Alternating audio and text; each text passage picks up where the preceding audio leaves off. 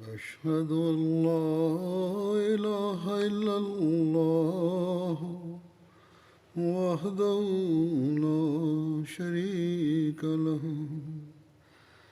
وأشهد أن محمدا عبده ورسوله أما بعد فأعوذ بالله من الشيطان الرجيم بسم الله الرحمن الرحيم الحمد لله رب العالمين الرحمن الرحيم مالك يوم الدين إياك نعبد وإياك نستعين اهدنا الصراط المستقيم صراط الذين أنعمت عليهم غير المغضوب عليهم ولا الضالين. ذکر وقایع دوران حضرت عمر ادامه داشت. امروز ذکر جنگ یرموک را عنوان خواهم کرد. در روایات راجع به تاریخ جنگ یرموک اختلاف و تعارض وجود دارد. طبق یک روایت این جنگ در سال 15 هجری صورت گرفت و مطابق به بعضی راویان این جنگ قبل از فتح دمشق در سال 13 هجری رخ داد. علاوه بر این در یک روایت نقل شده است که اولین جنگی که خبر فتح آن به حضرت عمر رسید جنگ یرموک بود. آن وقت بر وفات حضرت ابوبکر صدیق 20 روز گذشته بودند. در نظر بعضی ها نخستین معجزه‌ای که دریافت شد فتح دمشق بود، ولی به هر حال روایتی که مشتمل بر فتح دمشق است موثق‌تر به نظر می رسد. طبق شواهد و مدارک جنگ یرموک در دوران حضرت عمر رخ داده بود. هنگامی که رومی ها محصوم و مقهور شده از دمشق و حمص گریخته بودند و به انطاکیه رسیده بودند. انطاکیه شهر مرزی سوریه است. هرقل فریاد زد که اعراب تمام سوریه را به یک خاک یکسان کرده اند. هرقل چند افراد باهوش و گرامی را در دربار خود اظهار نمود و جویه شد که اعراب در زور، جمعیت و تجهیزات نسبت به شما کمند. با وجود این چرا نمیتوانید در مقابلشان مقاومت بکنید؟ آن موقع همه آنها به سبب خجالت و شرمندگی سرنگون شدند و پاسخی ندادند. اما یک پیر آزموده کار عرض داشت که اعراب نسبت به ما خوش اخلاق ترند. آنها شبانگاه عبادت میکنند و در روز روزه میگیرند و بر هیچ کس ظلم نمیکنند. در میان خود مساوات و عدالت را برقرار میکنند، در حالی که ما شراب میخوریم، بدکرداری میکنیم، پیمان شکنی میکنیم، بر دیگران ظلم و ستم را روا میداریم. بدین دلیل در کارهای شان شور و ول و استحکام و استواری وجود دارد و در کارهای ما ناپایداری و بی‌جرأتی وجود دارد. در حقیقت قیصر تصمیم گرفته بود که از سوریه خارج بشود، اما مسیحیان دسته دسته از هر ناحیه فریاد کشیده می آمدند. حمیت و غیرت قیصر به جوش آمد و با شور و حرارت بر این امر آماده شد که تمام قوت و نیروی سلطنتی را در مقابل اعراب به خرج بدهد. او به روم، قسطنطنیه، انتینینی، جزیره ارمنستان و به هر جا دستور فرستاد که کل ارتش بر تاریخ معین در انطاکیه حاضر بشود. او به افسران تمام نواحی نوشت که هر چقدر و از هر جایی بتوانند افراد آماده کرده بفرستند.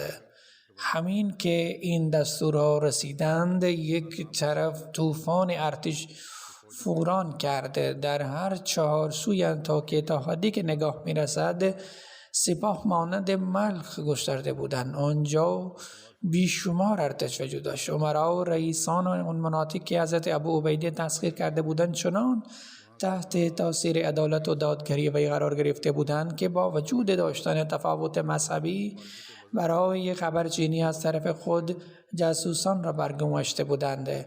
پس حضرت ابو عبیده توسط آنها تمام اطلاعات را دریافت می‌کرد. او همه افسران را جمع کرد و یک سخنرانی پرتاثیر را ارائه داد و محاصلش بعد این قرار بود: ای مسلمانان، خدا شما را بارها و بارها امتحان کرد و با شما بر آزمایش وی سربلند بیرون آمدید. در اعضای آن خدا مدام شما را فتح داده است. حال دشمنان شما به چنین تجهیزات در مقابل شما اعزام شد که زمین لرزیده است. پس بگویید پیشنهاد شما چیست؟ یزید بن ابی سفیان برادر امیر معاویه استاد و گفت که نظر من این است که زنها و بچه ها را بگذاریم تا در شهر بمانند و ما بیرون شهر سفرهای کنیم. علاوه بر این به خالد و عمرو بن عاص نامه ها بفرستاده شوند که از دمشق و فلسطین راه بیفتند و به کمک ما برسند. حضور انور اینجا توضیح میدهند از این روایت نیز این امر به اثبات میرسد که اول دمشق تسخیر شد. شرحبیل بن حسن گفت که به این موقع هر شخص حق رای دهی را بدهد.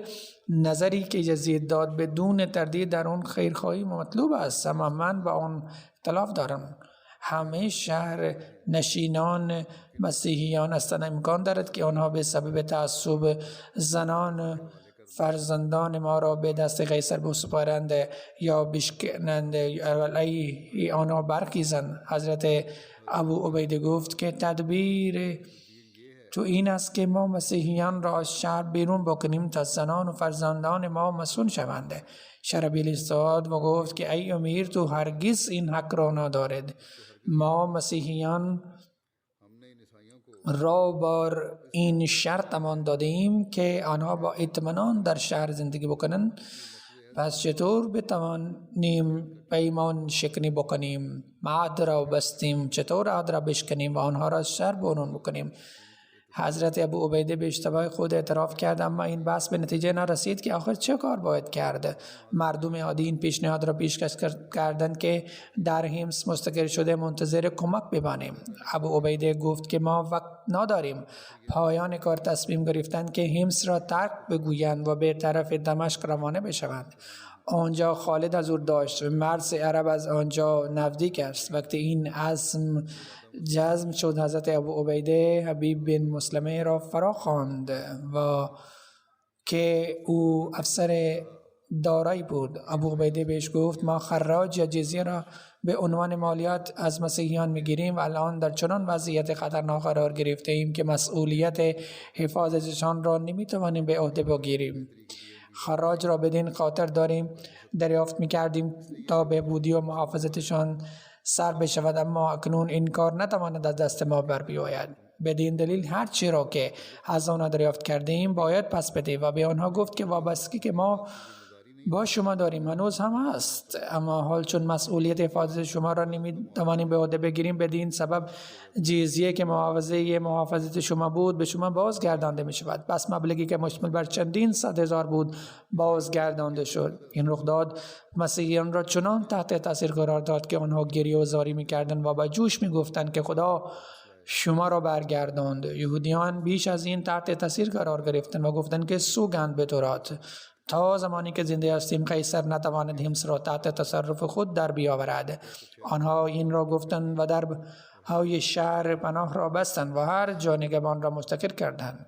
ابو عبیده تنها با اهالی حمص این کار را نکرد، بلکه به طرف تمام نواحی مفتوح نوشت که هر چقدر مبلغی به عنوان جزیه گرفته شده است باید پس داده بشود.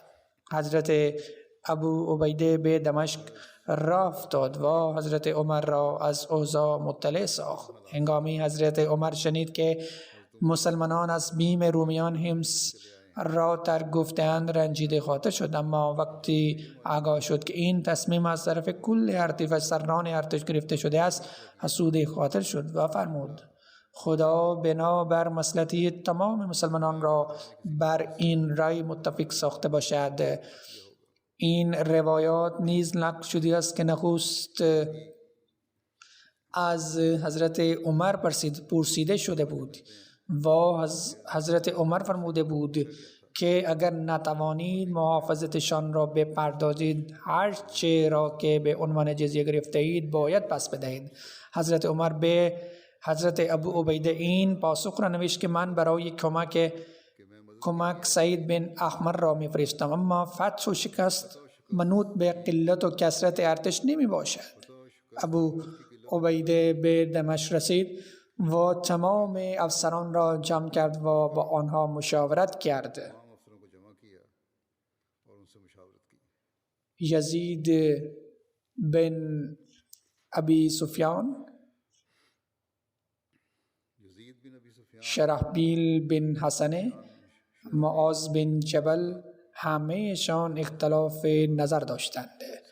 در این اثنا قاصد عمرو بن عاص با نامه رسید. محتوای نامه بر این قرار بود که شورش و یاغیگری در نواحی اردن گسترش یافته است و خبر از راه رسیدن رومیان موجب افشفتگی گشته است و به روشی که حمص را ترک کردی دیگر روگ و ترس مسلمانان باقی نمانده است.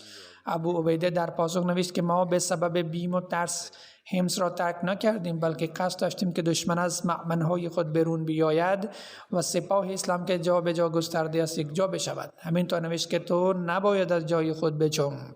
من به شما بر همان نکته ملحق خواهم شد. روز بعدی ابو عبیده از دمشق راه افتاد و در مخدوده اردن به مقام یرموک چادر زد. یرموک در پیرامون سوریه یک وادی نشیبی بود و از آنجا رود اردن جریان می داشت. عمرو بن عاص نیز همینجا به آنها ملحق شد. این نکته بر رای تأمین نیازهای جنگی از این جهت مناسب بود که مرز عرب نسبت به تمام مقامات دیگر از این نکته نزدیکتر بود و به طرف عقب تا مرز عرب میدان گسترده بود و به سبب این مسلمانان این فرصت را مناسب دیدند که هنگام نیاز تا حدی که میخواهند عقب نشینی بکنند. ارتشی که حضرت عمر در فرماندهی سعید بن عامر فرستاده بود هنوز نرسیده بود و به طرف دیگر با شنیدن خبر از راه رسیدن رومیان و راجع به تجهیزاتشان مسلمانان نگران میشدند. ابو عبیده به طرف حضرت عمر یک الچی دیگر را فرستاد و نوشت که رومیان از بحر رو بر فوران کردند و وضعیت شور و هیجان تا این حد است که راهی که از آن ارتش روم رد می شود آن راهبان و خانقاه نشینان که هیچ وقت پا را از خلوت برون ننهادند بیرون می آیند و شامل ارتش می شوند. وقتی این نامه رسید حضرت عمر مهاجرین و انصار را جمع کرد و برایشان نامه را خواند. تمام صحابه بی اختیار گریه می کردند و با بی نهایت جوش و فریاد زدند که ای امیرالمومنین ما را اجازه بدهید تا آنجا برسیم و جانهای خود را فدای برادران خود بکنیم. خدا نکند اگر آسیبی به آنها برسد پس زندگی بیفایده خواهد بود.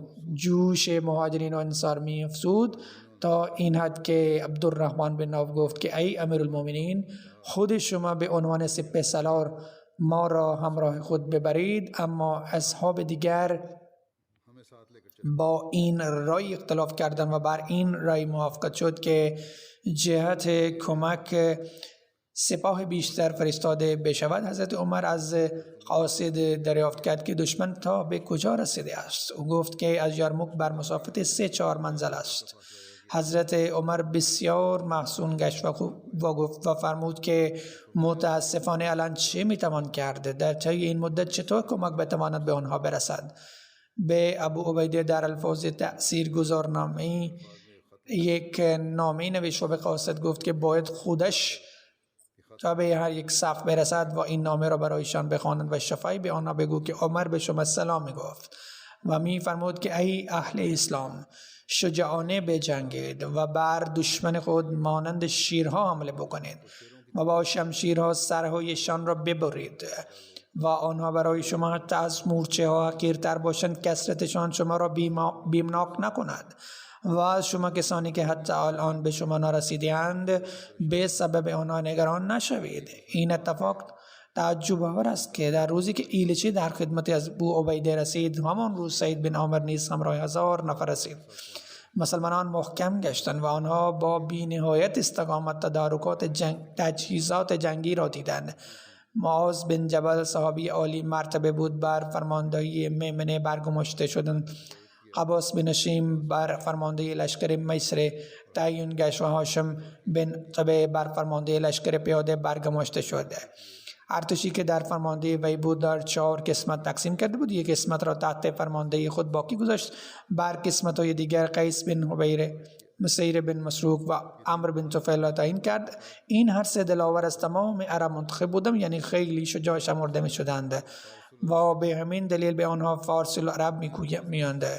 رومیان نیز تجهیزات فوق‌العاده را تدارک دیدند. لشکرشان مشتمل بر بیش از 200,000 نفر بود و 24 صف کشیده بودند و پیشوایان دینی آنها جلویشان صلیب‌ها را در دست داشتند و نظامیان را به هیجان می‌آوردند. هنگامی که هر دو سپاه در برابر یکدیگر قرار گرفتند و با به طریق صف را شکافته بیرون آمد، به طریق پیشوایان مذهبی مسیحیان را میگویند و گفت که میخواهم که مبارزه کنم. میسر بن مسروق اسب را حرکت داد، اما چون حریف خیلی زورمند و جوان بود، خالد مانع وی شد و به طرف قیس بن حویر دید و شعر را خواند. پیشقدمی کرد. قیس جوری چنگ زد که به طریق که هنوز نتواند سلاح خود را آماده بکند و که بهش ضربه زد. شمشیر روی سر او خورد و خود را پاره کرد تا به گردن رسید. به طریق لرزید و از پایین افتاد. با این مسلمانان شعارهای الله اکبر را بلند کرد. خالد گفت این فال نیک است. حال اگر خدا خواهد فتح نصیب ما خواهد شد. مسیحیان در مقابل افسران که همرکاب خالد بودند لشکرهای جداگانه را تعیین نمودند، اما همه آنها شکست خوردند.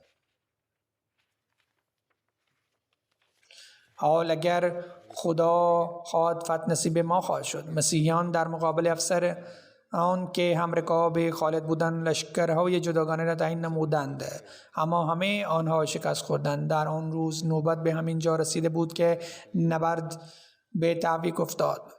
شبگاه وقتی رومیان متوجه شدند که ما داریم شکست میخوریم، آن وقت سپاه سالار به نام باهان سران لشکر را جمع کرد و گفت اعراب طعم و مزه ثروت سوریه را چشیده‌اند.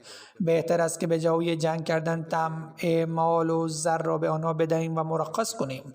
همه با این نظر موافقت کردند.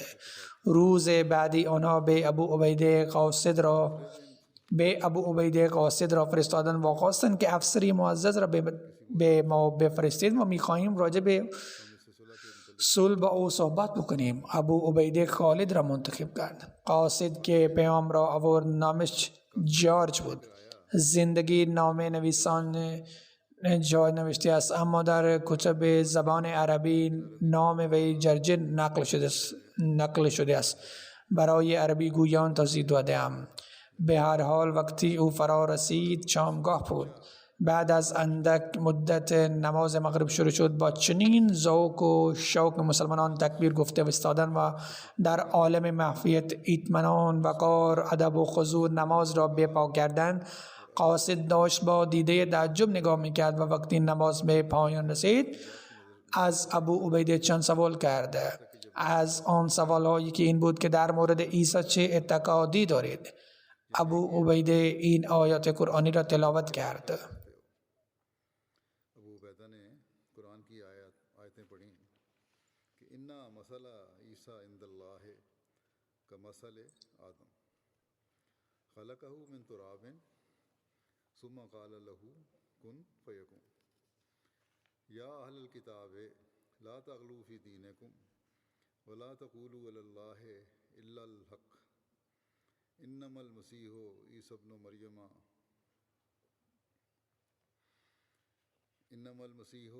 ابن مريم رسول الله وكلمته ألقاها إلى مريم وروح منه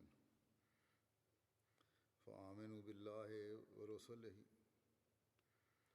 ولا تقولوا ثلاثة انتهوا خيرا لكم إنما الله إله واحد سبحانه أن يكون له ولد له ما في السماوات وما في الأرض وكفى بالله وكيلا لن يستنكف المسيح أن يكون عبدا لله ولا الملائكة المقربون. مسئله عیسی در نزدیک خدا همچون آدم است که او را از خاک آفرید و سپس به او فرمود موجود باش. او هم فوراً موجود شد. بنابراین ولادت مسیح بدون پدر هرگز دلیل بر الوهیت او نیست. ای اهل کتاب، در دین خود غلو و زیاده روی نکنید و درباره خدا غیر از حق نگویید. مسیح عیسی ابن مریم فقط فرستاده خدا و کلمه اوست که او را به مریم القا نمود و روحی شایسته از طرف او بود. بنابراین به خدا و پیامبران او ایمان بیاورید و نگویید خداوند سگانه است.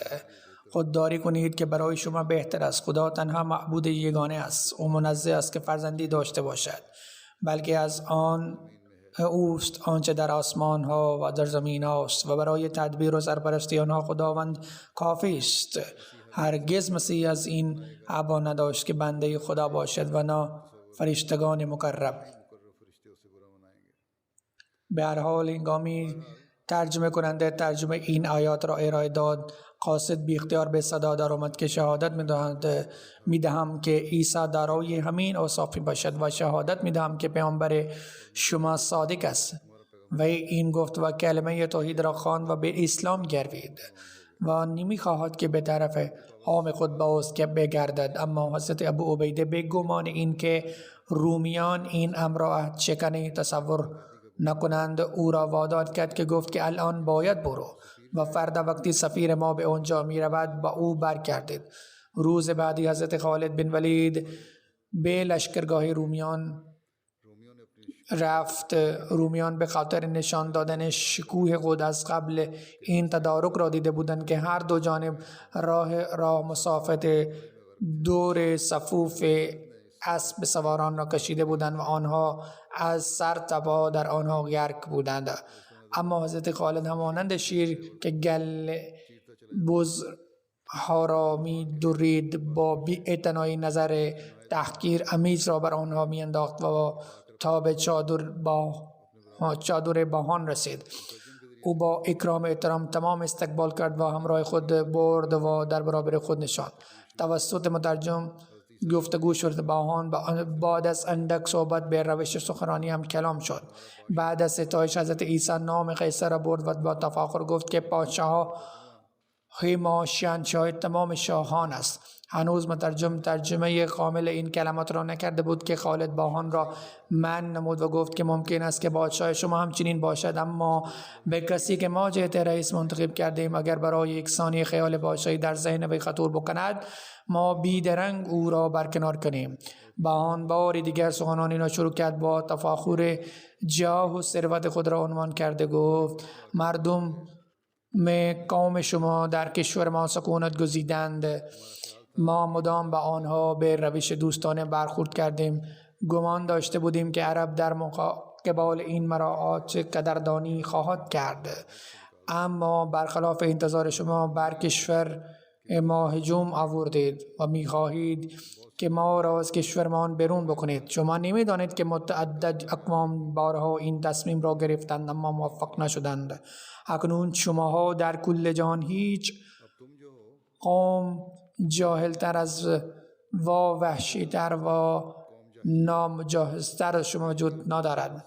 با وجود این جرأت کردید که بر ما هجوم بیاورید، اما ما عفو میکنیم، بلکه اگر از اینجا باز گردید به سپه سالار 10,000 دینار و به افسران 1,000 دینار و به نظامیان 100 دینار به عنوان جایزه داده خواهند شد، در حالی که آنها برخلاف مسلمانان سپاه بزرگ را گرد آورده بودند تا مسلمانان را از بین ببرند، ولی وقتی پی بردند که بردن جنگ کار آسان نیست، این پیشنهاد را دادند.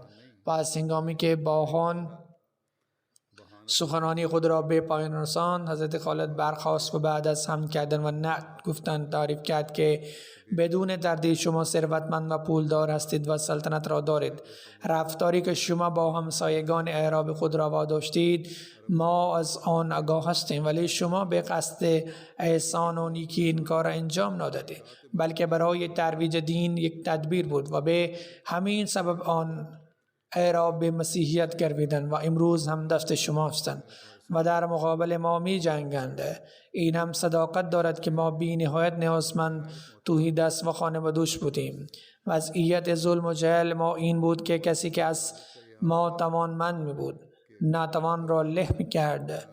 قبایل با جدال باهمی از بین می روند، اما خدا بر ما رحم کرد و پیامبری را فرستاد که از قوم ما بود و از ما شریفتر و فیاض‌تر و پاک‌روتر بود. او توحید را به ما آموخت و گفت که همتای برای او نیست و زن و فرزند را ندارد. او یکتا و یگانه است. او به ما دستور داد که این عقاید را به دنیا پیشکش کنیم که کسی این را قبول دارد او مسلمان است و برادر ماست و کسی که انکار کند اما با پرداختن جزیه موافقت می کند ما پشتیبان و نگهبان وی هستیم و کسی که از این هر دو شرایط سرپیچی کند برای شمشیر است. اگر متقاعد نمی شود و برای جنگ آماده است پس ما هم آماده ایم. باهان با شنیدن نام جزیه آهیز سد کشید و به طرف لشکر خود اشاره کرده بود. گفت که آنها حتی بعد از مرگ جزیه را نخواهند پرداخت. ما جزیه را می گیریم، نه این که بپردازیم. ما جزیه می گیریم اما هیچ که پرداخت هیچ معامله حتمی نشد. و خالد بلند شد و رفت. اکنون آمادگی برای جنگ نهایی شروع شده و پس از آن رومی ها قوت نگرفتند. پس از این که خالد از آنجا رفت باهان سرداران را جمع کرد و گفت که شما ادعای اهل عرب را گوش کردید. تا زمانی که شما تسلیم آنان نشوید تا آن زمان از حمله های آنان مسئول نمیمانید. آیا بردگی آن را قبول دارید؟ تمام افسران با جوش گفتند که ما میمیریم اما متحمل این رسوایی نمیشویم. موقعی صبح رومی ها با جوش بیرون آمدن و مسلمانان متحیه شدند. حضرت خالد با دیدن این خلاف دستور جنگ‌های عرب روش جدید به کار برد. وقتی حضرت خالد دید که رومی ها با جوش بیرون آمدند آن زمان او خلاف دستور جنگ‌های عرب روش جدیدی به کار بردند و لشکر را به روش جدید ترتیب داد و لشکری که مشتمل بر 30 الی 35 هزار نفر بود آن را به 36 قسمت تقسیم کرد و صفهای منظم درست کرد. قلب لشکر به ابو عبیده داد و میمنه به عمرو بن عاص و شرجیل و میسره به یزید بن ابو سفیان داد. علاوه از آن آدمای حرفه در فنون جنگی بودند آنان را قسمت دیگر لشکر سپرد. خطیبان با زور کلام جنبشی در لشکر ایجاد می‌کردند. برای این خدمت مأمور شدند تا لشکر را تشویق بکنند. ابو سفیان بین آنان بود که جلوی لشکر این چنین واژگان گفت که الله شما نگهبان عرب و پشتیبان اسلام هستید و آنان نگهبان روم و پشتیبان شرک هستند. ای خداوند این از روزهای شماست. ای خداوند بندگان شما را کمک بفرما. عمرو بن عاص می گفت که ای مردم نگاه شما را پایین نگه دارید و به زانو بنشینید و نیزه های خودتان را بلند بکنید و به جاهای خود محکم شد. وقتی دشمن شما حمله بکند آنان را مهلت بدهید تا در حدود سر نیزه های شما برسند. آن زمان مانند شیران بر آنها حمله بکنند. قسم به خدایی که راستی را دوست دارد و جزا میدهد و دروغ را دوست ندارد و مجاز کند و جزای احسان میدهد. به یقین اطلاع گرفتم که مسلمانان وادی به وادی و قصر به قصر این کشور را فتقان کرد. پس تعداد آنان باعث ترس شما نباشد. اگر شما ثبات قدمی نشان دادید آن موقع این مردم مانند جوجه های کبک پراکنده می شوند. تعداد لشکر مسلمانان کم بود، یعنی 30 الی 35 هزار نفر بودند، اما برگزیدگان عرب بودند. آدم های بزرگ بین آنان به ویژه کسانی بودند که رخ پیامبر اکرم را صلی الله علیه وسلم دیده بودند. تعداد آنان 1000 بود. 100 نفر کسانی بودند که در جنگ بدر همراه رسول الله صلی الله علیه وسلم بودند. بیش از 10,000 نفر از قبیله معروف عرب ازد بودند. تعداد زیادی از حمیر هم بود. همدان، خولان، لحم، جزام و غیره هم به دلیری معروف بودند. ویژگی دیگر این جنگ این بود که در آن زنان هم شامل بودند و با شجاعت جنگیدند. مادر امیر معاویه و زن ابو سفیان حضرت هند که بعداً اسلام قبول کرده بود و دختر ابو سفیان و خواهر امیر معاویه جویریه همراه لشکر با شوهر خود جنگ کرد و جنگ شدیدی شهید شد. مقداد آدم خوش صدا بود. جلوی لشکر سوره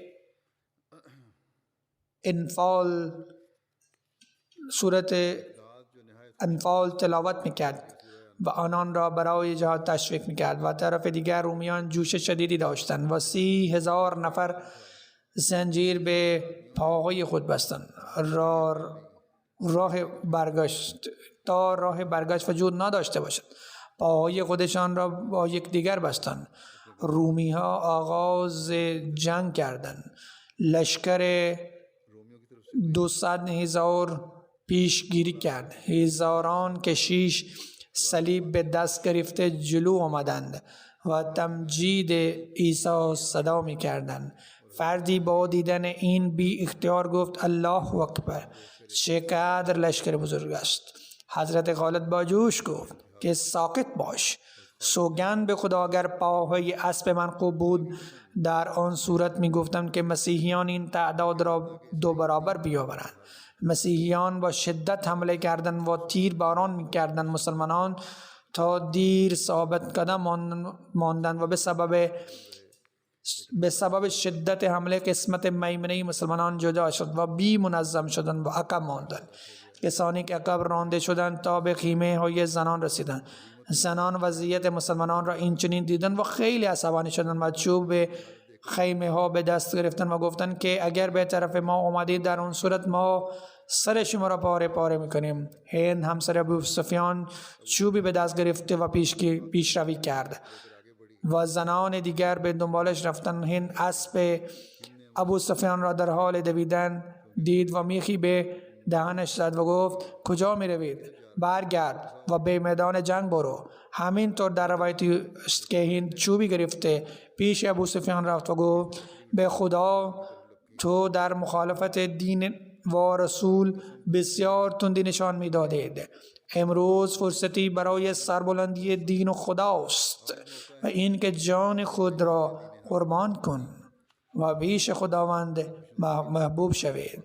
ابو سفیان به جوش آمد و برگشت و قسمت دل لشکر دشمن وارد شد. زن شجاع دیگر که نامش خوله بود با خواندن این شعر مسلمانان را جوش داد.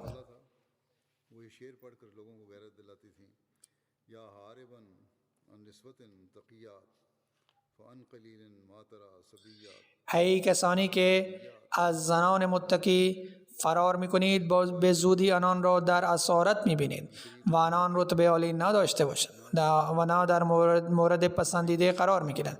وقتی معاذ بن جبل این چنین وضعیتی دید و به قسمت میمنه مأمور بود، از اسب خود جست زد و گفت که من پیاده می جنگیم و مرد شجاع اگر حق این اسب داد کند در آن صورت اسب من برایش حاضر است. پسرش گفت که من حق این ادا می کنم چون من در حالت سوار به خوبی می جنگم. از هر دو پدر و پسر در لشکر دشمن وارد شدند و دلیرانه جنگیدند و پاهای مسلمانان محکم شدند. حجاج سردار قبیله زبیده بود، همراه لشکر 500 پیشروی کرد و مسیحیان که در تعقیب مسلمانان بودند آنان را نگه داشت. قبیله از ابتدا تا قسمت میمنه ثبات قدمی نشان داد. مسیحیان تمام فشار جنگ علیه آنان استفاده کردند، اما آنان مانند کوه محکم بودند. شدت جنگ این چنین بود که هرگاه دست و پا قطع می شدند، اما آنان محکم تر می بودند. عمرو بن طفیل سردار قبیله شمشیر خود را می زد و گفت که اهل ازد به سبب شما مسلمانان متحمل سختی نشوند. 9 آدم شجاع از دستش کشته شدند، اما در اخیر خودش هم شهید شد. حضرت خالد لشکر خود را در عقب نگاه داشته بود و دفعتا حمله کرد و صفهای دشمنان را پاره کرد. اکرمه پسر ابو جهل اسب خود را جلو آورد و گفت که ای مسیحیان، من در زمانی به حالت کفر خلاف رسول الله صلی الله علیه و جنگ می کردم. آیا امروز خلاف شما پای من لغزش می خورد؟ این چنین گفت و به طرف لشکر نگاه کرد و گفت که چه کسانی برای مرگ بیعت می کند؟ 400 نفر و زرار بن از هم بین کسانی بودند که برای مرگ بیعت کردند و با ثبات قدمی جنگیدند و تمام آنان شهید شدند. جست اکرمه بین نعشای مقتولین بود، کمی نفس می کشد و خالد سرش را روی ران خود نهاد و آب در گلوش انداخت و گفت به خدا گمان عمر اشتباه بود، ما شهید نمی شویم. هر از اکرمه و رفیقانش شهید شدند، اما هزاران سپاهیان رومی را کشتند. حمله های خالد کمر آنان را شکست تا این که آنان عقب رفتند و خالد با فشار آنان را تا درنجار برد. افسران رومی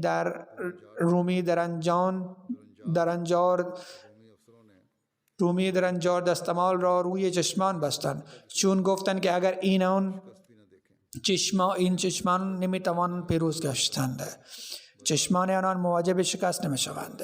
همان زمان وقتی قسمت میمنه سرگرم جنگ بود، ابن قناطیر سردار لشکر میمنه رومی ها بود، به قسمت میسر مسلمانان حمله کرد و بدبختانه در آن قسمت بیشتر مردم از قبیله لام مغسان بودند و دور بر سوریه اقامت داشتند و مدتی رومی ها را باج می‌دادند. رعب رومی ها در دل آنان راسخ بود و در نتیجه به اولین حمله پاهی آنان لغزیدند.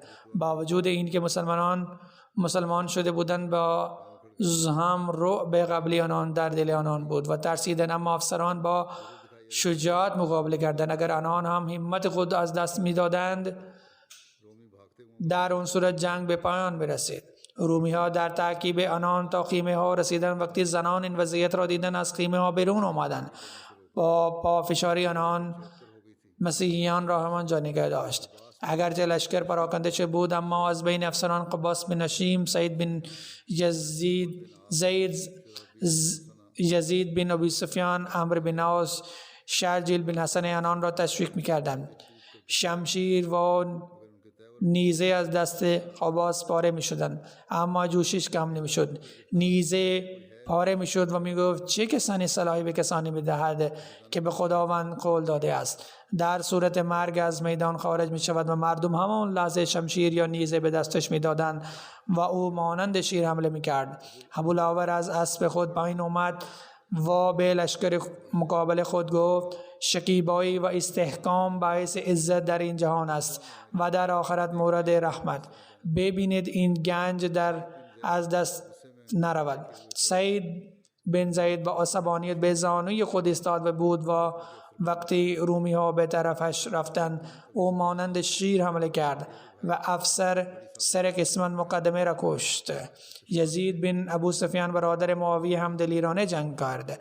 اتفاقا پدرش ابو سفیان لشکری را تشویق میکرد به آن طرف آمد و پسرش را دید و گفت ای پسرم، اکنون هر سپاهی فن خود را در میدان جنگ نشان میدهد و تو سپه سالار هستید و حق تو بیشتر از سپاهیان دیگر است و اگر سپاهی عادی از لشکر تو سبقت میگیرد آن باعث شرم و ننگ می شود.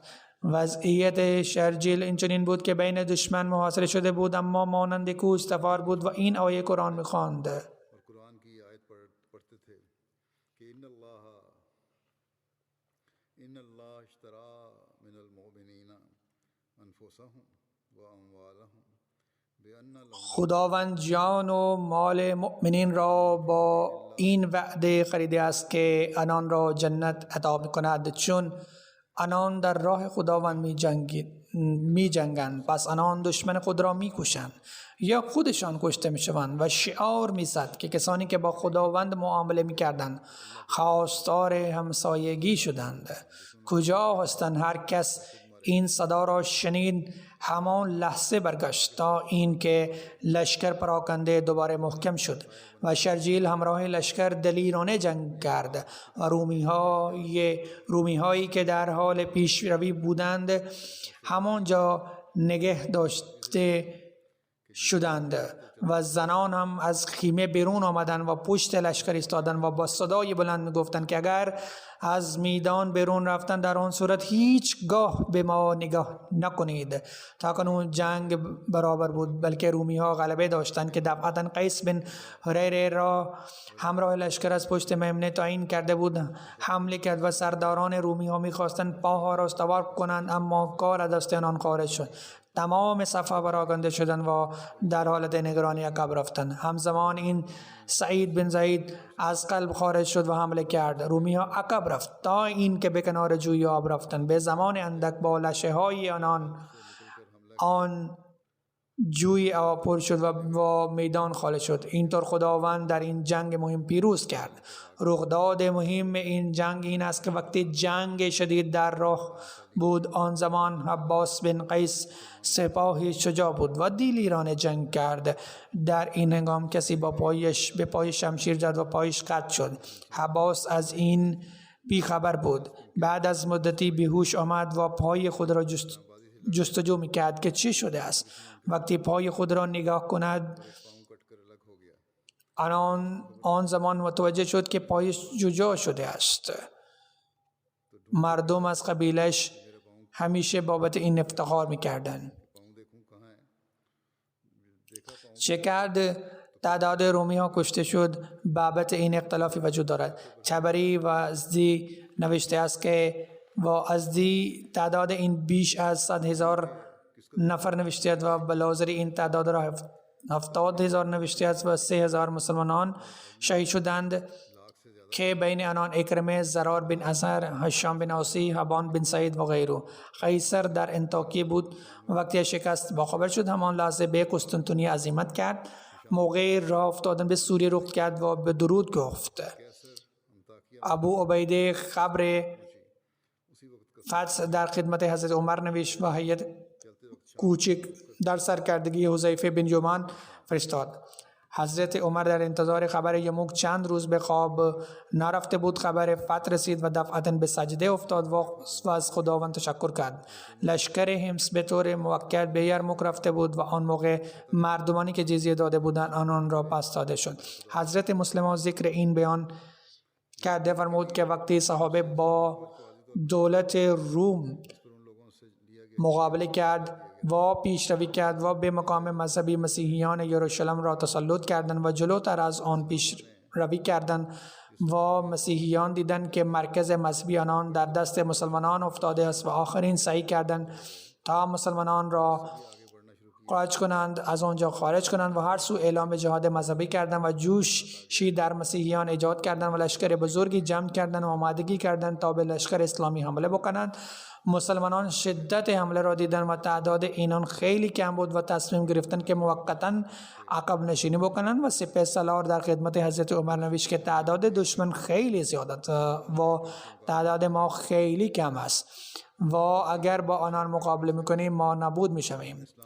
بنابراین اگر اجازه بدهید ارتش اسلام باید عقب نشینی کند تا صف بندی بشود و میدان نبرد کوتاه شود تا همه جمعیت بتواند با هم متحد شوند و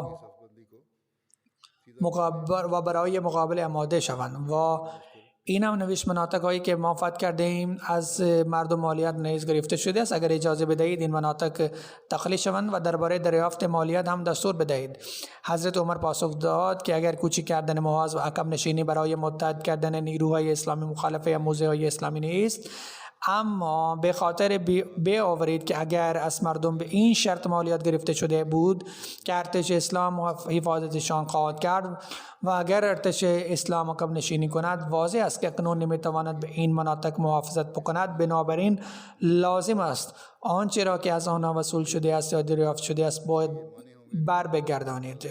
به بحث رسیدن این دستور حضرت عمر فرمانده اسلامی مسئولان این مناطق و بازرگانان و افراد دیگر احضار کرد و پول دریافتی به آنها پس داد و به آنها گفت که این پول به شرطی که ارتش اسلامی از شما محافظت کند از شما دریافت شده بود، اما اکنون که ما خود را ضعیفتر از دشمن میبینیم و برای مدتی عقب نشینی میکنیم و بنابراین نمیتوانیم از شما محافظت بکنیم، پس بر پولتان حق نداریم. این الگویی بود که هیچ پادشاهی در تاریخ جهان نشان نداده است. وقتی پادشاهان از منطقه‌ای برگردن به جای باز پرداختن مالیات، پس دادن مالیات و غیره به آن مناطق برمیگردند، آنها فکر میکنند که اکنون این مناطق در اختیار دیگران خواهد بود، بگذارید تا آنجا که میتوانیم از این منطقه استفاده بکنیم. سپس مجبور نیستند که در آنجا زندگی کنند، از رسوایی نمیترسند و اگر دولتی بسیار منظم باشد تا آنجا میتواند عمل میکند، بی سر و صدا نیروها را بیرون میکشد و اجازه به غارت بیشتر نمیدهد. اما ارتش اسلام نشان داده است که از زمان آغاز جهان فقط در زمان حضرت عمر اتفاق افتاده است. حیف است که حتی اگر زمان بعد نیز شامل آن شود، هیچ نظیر دیگری در جهان وجود ندارد که یک فاتح منطقه‌ای را ترک کرده و مالیات و عوارض دریافت شده از مردم آن منطقه را پس داده باشد. این امر بر مسیحیان چنان تأثیری گذاشت که با وجود این که ارتشای هم مذهب آنان در حال پیشرفت بودند، مهاجمان، ژنرال، سرهنگ و افسران ملت خود و سربازان برادران آن بودند و با وجود اینکه این جنگ برای مسیحیان یک جنگ مذهبی قرار داده شده بود و با وجود اینکه مرکز مذهبی مسیحیان که از دسترس آن خارج شده بود و به دست مسلمانان افتاده بود، اکنون در آرزوی آزادی آن بودند. مردان و زنان مسیحی با گریه و زاری از خانه بیرون آمده و برای بازگشت مسلمانان دعا می‌کردند. حضرت مسلم موعود درباره تاریخ اطلاعات زیادی داشت. در نظر وی بعد از پرسیدن از حضرت عمر آنها برگشته بودند و مالیات و غیره را پس داده بودند. حضرت مسلم موعود در مورد حضرت اکرمی فرماید که در زمان حضرت عمر هنگام جنگ یرموک وقتی مسلمانان در خطر بودند و تعداد زیادی از مسلمانان کشته شده بودند، آنگاه فرمانده اسلامی حضرت ابو عبیده بن الجراح گفت میخواهم برخی از مردان شجاع بیرون بیایند، اگرچه تعدادشان اندک است اما آنها ارتش روم را وحشت زده میکنند. حضرت اکرم جلو آمد و از حضرت ابو عبیده خواست که به من اجازه بدهند که جوانان را خودم انتخاب بکنم. من با این جوانان به وسط دشمن حمله خواهم کرد و سعی خواهم کرد که ژنرال آن را بکشم. آن وقت ژنرال ارتش روم به شدت می جنگید و پادشاه به او قول داده بود که اگر بر مسلمانان پیروز خواهد شد، دخترش را با وی ازدواج خواهد کرد و نیمی از قلمروی خود را نیز به او خواهد داد.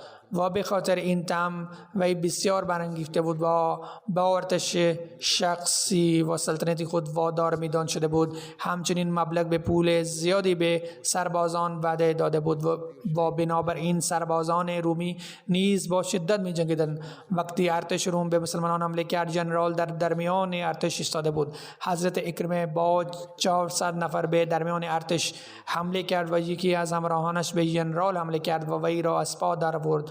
در مقابل 100,000 ها بودند و آنها فقط 400 مسلمانان بودند. بنابراین رقابت آسان نبود. آنها این ژنرال را کشتند و به دلیل مرگ وی ارتش متفرق شد و اما دشمن بر روی این افراد بر روی این افراد افتاد و همه به جز چند نفر شهید شدند. 12 نفر از آنها به شدت مجروح شدند. حضرت اکرمه نیز از بین آنان بود. یکی از سرباز مسلمانان به او رفت و این نزدیک به مرگ بود. به اکرمه گفت: ای اکرمه، من یک کوزه آب دارم، مقداری آب بنوش. اکرمه نگاه کرد و دید فضل پسر حضرت عباس در همان وضعیت دراز کشیده بود. وی همچنین به شدت مجروح شده بود. اکرمه گفت: غیرت من نمیتواند این را تحمل بکند. کسانی که پیامبر صلی الله علیه وسلم را یاری کردند و در زمانی که من از مخالفان وی بودم، اکنون او و فرزندانش از تشنگی بمیرند و من بنوشم و زنده بمانم. به آنها آب بده. اگر چیزی باقی مانده باشد آن را برای من بیاورد. پس آن سرباز به نزد فضل رفت. او به مجروح بعد اشاره کرد و گفت: اول او را بنوشانید. او بیشتر از من تشنه است. به طرف مجروح رفت و به مجروح بعد اشاره کرد و گفت: او نیاز بیشتر از من دارد. اول به او بده. به این ترتیب سربازی که نزد او رفته بود او را به مکان دیگری فرستاد و او را هیچ آبی نمیخورد. وقتی به آخرین مجروح رسید و او فوت کرده بود، هنگامی که او به اکرمه بازگشت او نیز فوت کرد. اینطور همه مجروحان جان باختند. پس این انجام جنگ بود. خداوند متعال اینجوری مسلمانان را مفتوح کرد. پس ذکر درباره این ادامه دارد، باقی آینده بیان خواهد شد.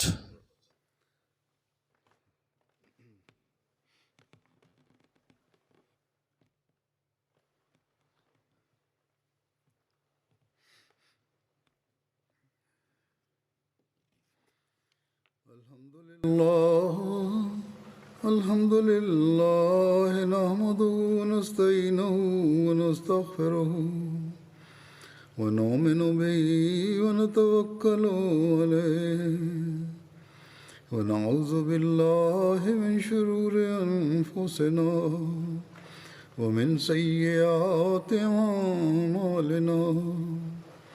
من يهده الله فلا مضل له ومن يضلل فلا هادي له. ونشهد أن لا إله إلا الله ونشهد أن محمدا عبده ورسوله. عباد الله رحمكم الله، إن الله يأمر بالعدل والإحسان وإيتاء ذي القربى وينهى عن الفحشاء والمنكر والبغي يعظكم لعلكم تذكرون. اذكروا الله يذكركم وادعوه يستجب لكم ولذكر الله أكبر.